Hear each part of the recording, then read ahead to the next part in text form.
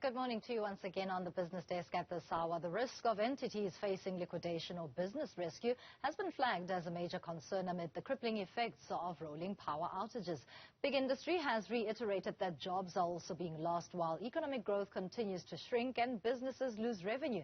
Director for Dispute Resolution at Cliff Decker Hofmeyer, Roxanne Webster, speaks to us about this and many other developments centering around this issue that is the source of protest action today in South Africa. Thank you so much for your time, Roxanne. I think the starting point here really should be what the status of South African businesses is currently. It's been almost a year of heightened load shedding. Thanks, Tumisang. Thanks for having me. So yes, businesses, as we've seen, are extremely affected by the rolling load shedding. We've seen that the Minister of Finance has recently provided new incentives for businesses and individuals who are struggling in these current economic circumstances. And it's because businesses are very cash-strapped at the moment. It's extremely difficult, challenging circumstances that all businesses are affected by. We seem to think that it's only small to medium-sized businesses that are affected by, but it's large businesses as well, because now their revenue or their profit that they would have had for the business is now going towards alternative generating solutions. So you're now having large businesses taking out money from their profit in order to fund their generator costs, alternative power solutions. So this effectively means that your businesses don't have enough money to pay their employees, and sometimes looking towards retrenchment of those employees, but also looking towards liquidating or closing down. And I'll share with you some of the interesting stats that have come out just last year on load shedding. In last year was the most intensive load shedding we've had yet. 200 of the days last year we spent experiencing load shedding, and with December being the most load shedded we've ever had in our history. And now how does that translate into, how does that affect businesses? And we have stats on that. So there was Stats SA released stats last year that show that in December last year alone, there was 159 liquidations. And in a total of 1,907 liquidations for the entire year last year. This means there was a 30% increase in liquidations. So this shows you that there's a direct link in our power crisis and how it's affecting businesses. Absolutely, and as shocking as those statistics are covering the period of 2022, the anticipation is that the picture is only going to get even more grim in 2023, because the measures that were announced in the 2023 budget in February, as well as the appointment of the electricity minister, is really not going to work as a magic wand to say that the effects that have already been counted in this economic year and the financial year of 2023 are going to be dramatically different. So what's the near-term outlook? Are we expecting even more businesses to go into liquidation or business rescue? Before we actually explain what those two elements mean for an entity. So unfortunately, yes, I think we can expect more businesses to be affected, because like I said, the new incentives that have been announced for businesses, it means that they effectively get a taxable income. They can reduce their taxable income by 125% if they invest in renewable energy. But this effectively means that they must have that cash available to input into their business to source those renewable energy alternatives. But what if a business does not have that cash?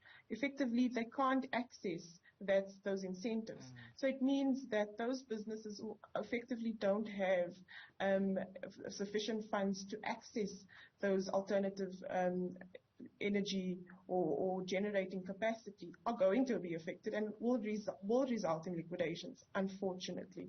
I think we can expect, given also the current state of our economy, some economists are predicting that we are in a technical recession. So with the power crisis and the challenging economic circumstances and the potential of a recession, we can definitely expect more businesses to be placed into liquidation and possibly business rescue. All the elements that you've noted really paint a picture of an unfair and unbalanced climate, particularly for smaller entities.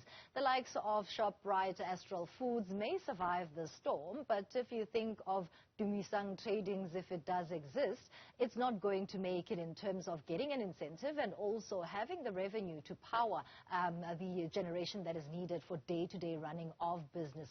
There's a conversation to be had about the lack of attention on that side of the South African economic participation, and much to be said also about whether this then becomes a further barrier to entry.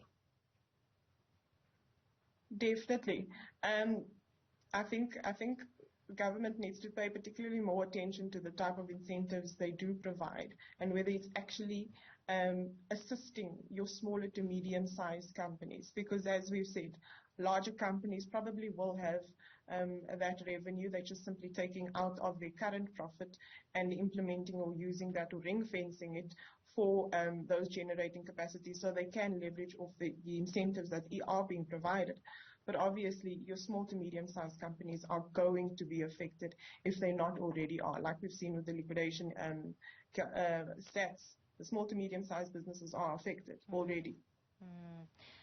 Today's national shutdown, irrespective of the politics behind it, speaks to exactly what you and I are discussing in terms of the impact of load shedding on the economy and in particular on businesses. Now, the business community has come out to caution against the negative impact of protesting in such a manner. But is there a role to play for big business in raising their voices in this regard, whether it be in protest action or in another way? Yeah, I think corporate South Africa, like we've seen now, some of the businesses have either told their employees to not come to work, but the benefit, let me say this, the benefit of COVID in businesses that are able to work from home, those businesses are less likely to be affected by these strike actions. But it's those businesses who have the feet in the door every day, or it's very operational, which will be affected by these strike actions and these national lockdowns. And I think it's for corporate SA to sign and find solutions of how you actually voice your concerns or police these strikes, so you limit how you can, the effect that it has on your business.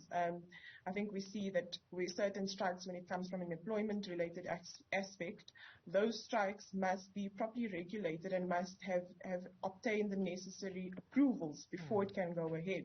So in those certain circumstances, if we're going to have these national lockouts or national strikes, we need to try and develop certain mechanisms like we've done in the employment sphere to limit then the impact that it has on businesses going forward if these type of strikes are to continue. Thank you for your insights. Director for Dispute Resolution at Cliff Decker Hofmeyer, that's Roxanne Webster, talking to us about the impact of load shedding that it has on businesses as well as the economy.